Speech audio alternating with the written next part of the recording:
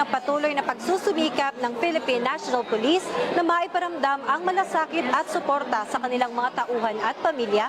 Isang Family Day and one-day special event of Frontline Services ang matagumpay na isinagawa ngayong araw sa PNP Multipurpose Center, Camp Crame. Pinangunahan ni Police General Nicolas Torre III, Chief of the Philippine National Police, bilang guest of honor and speaker ang matagumpay na pagdaraos ng Family Day and one-day special event of Frontline Services na ginanap ngayong araw sa PNP Multipurpose Center, Camp Crame. Ang naturang aktibidad ay inisyatibo ng Directorate for Police Community Relations sa pamumuno ni Police Major General Roderick Augustus Alba, TDPCR, na layuning maipadama ang malasakit ng organisasyon sa mga miyembro ng PNP at kanilang mga pamilya sa pamamagitan ng paghahatid ng iba't ibang frontline government at private services sa isang komprehensibong one-stop shop setup.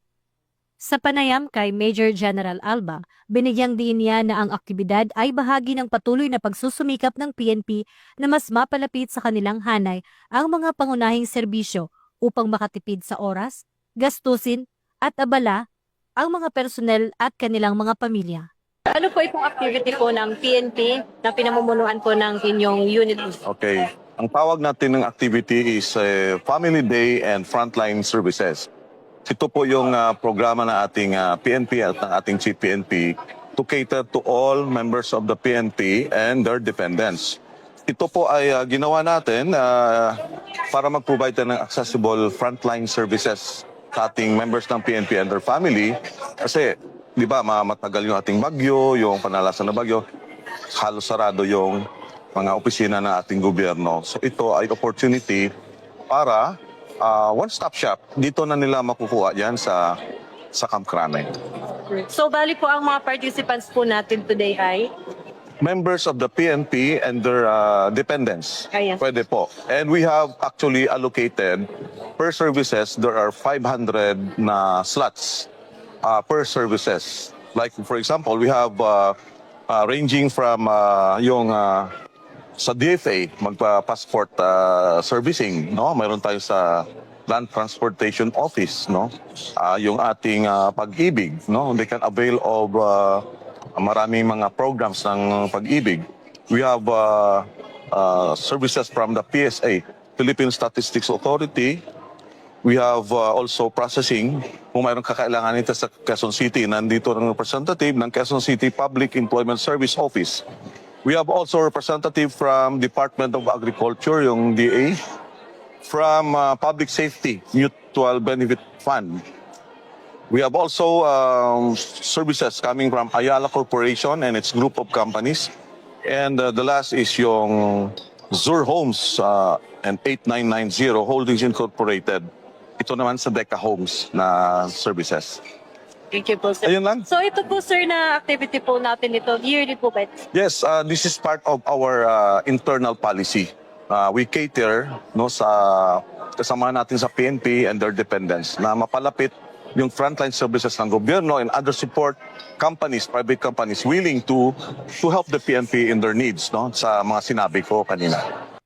Kabilang sa mga lumahok sa aktibidad ay ang mga kawani ng PNP mula sa iba't ibang unit kasama ang kanilang mga asawa, anak at kaanak. Ilan sa mga serbisyong inalok sa nasabing one-stop shop setup ay mula sa mga ahensyang tulad ng Department of Foreign Affairs, Land Transportation Office, Pag-ibig Fund, Philippine Statistics Authority, QC Public Employment Service Office, Department of Agriculture, Public Safety Mutual Benefit Fund Incorporation, Ayala Corporation, at Sure Homes Realty.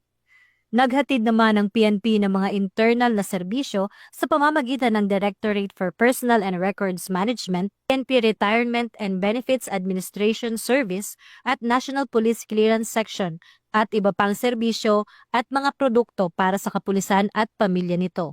Isa sa mga naging tampok na aktibidad ay ang pagtanggap ng PNP ng 2 tok-tok o e-bikes na donasyon mula sa Public Safety Mutual Benefit Fund Incorporation ayon sa PSMBFI.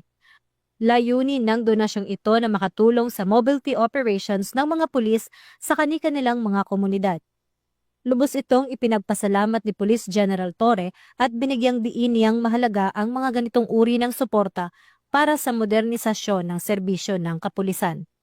Sa kanyang mensahe, ipinaabot ni Police General Torre ang kanyang taus-pusong pasasalamat sa lahat ng nakiisa at tumulong sa aktibidad.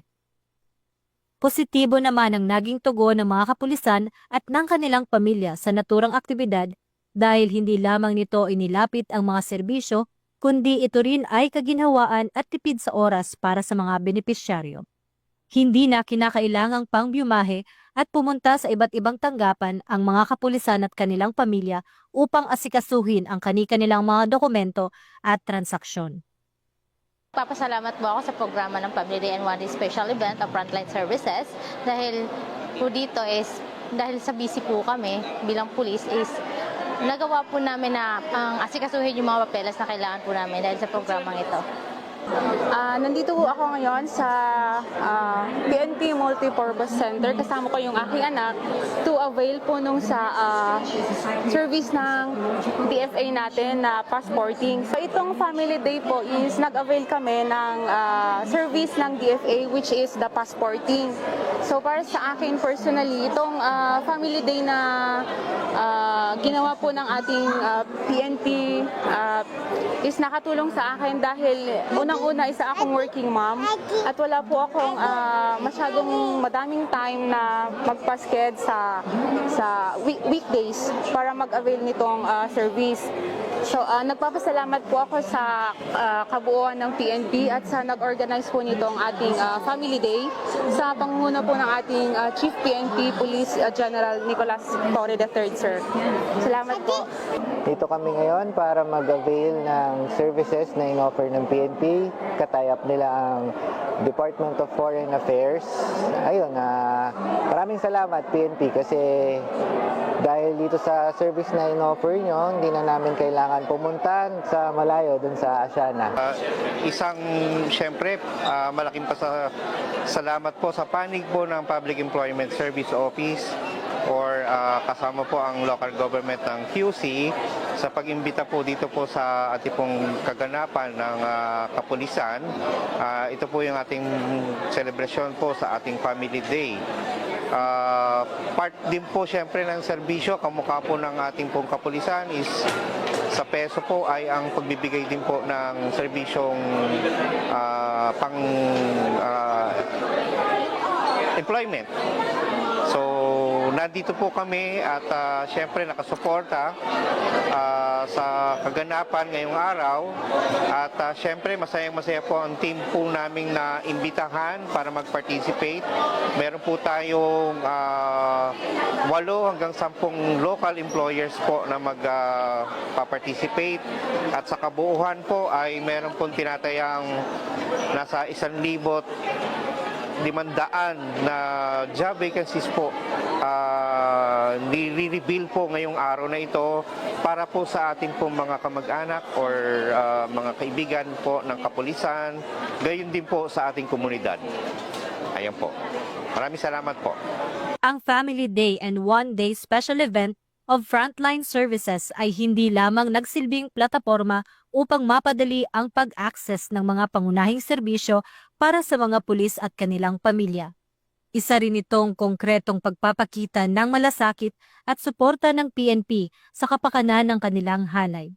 Sa pamamagitan ng pagtutulungan ng iba't ibang ahensya at sektor, muling pinatunayang posible ang makabuluhang serbisyo publiko kung saan ang pamilya, kapakanan at komunidad ay laging nasa sentro ng bawat inisyatiba.